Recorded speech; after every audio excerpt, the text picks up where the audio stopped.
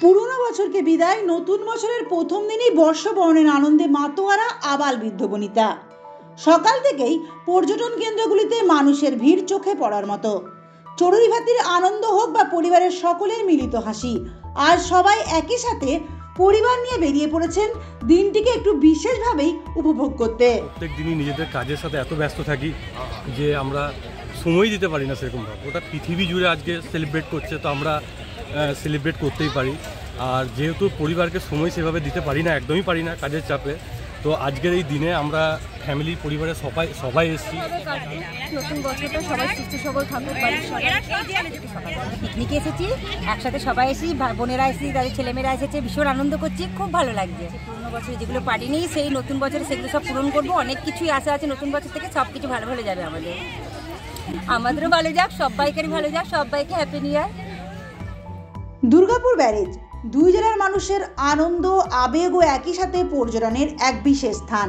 সারা বছরই এই দামোদরের চর কিন্তু পর্যটকদের আকর্ষণ করে, আর বছরের শুরুতেও তার অন্যথা হলো না।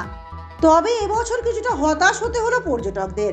প্রশাসনিক কড়া নজরদারির আঁটোসাঁটো বাঁধনে মন ভার হলো দামোদর প্রেমীদের।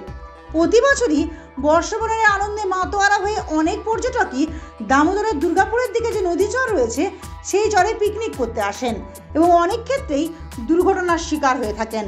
স্নান করতে বা জলে নেমে তলিয়ে যান অনেকেই। সেই জায়গা থেকেই এবার দামোদরের এপার পর্যটকদের জন্য সম্পূর্ণ নিষিদ্ধ হলো। কড়া পাহারার নজরদারি চালাচ্ছেন পুলিশ এবং প্রশাসন। একই সাথে বাঁকুড়ার দিকে দামোদরের যে চর রয়েছে সেই চরও ভ্রাম্যমাণ পর্যটকদের উদ্দেশ্যে বারবার শোনা গেল প্রশাসনিক সতর্কবাণী। আপনারা কেউ নদীর জলে নামবেন না, নদীতে নেমে স্নান করবেন না, বিশেষ করে বাচ্চাদেরকে নদীতে নামতে দেবেন না। নদীর জল থেকে নিরাপদ দূরত্বে থাকুন, নৌকায় চাপবেন না, নদীর জলে নেমে কেউ সেলফি তুলতে যাবেন না। পর্যটকদের নিরাপত্তা সুনিশ্চিত করতে এদিন পশ্চিম বর্ধমান ও বাঁকুড়া জেলার অন্যতম পর্যটন স্থল দুর্গাপুর ব্যারেজের পরিদর্শনে এলেন বাঁকুড়ার উচ্চপদস্থ প্রশাসনিক কর্তা ব্যক্তিরাও।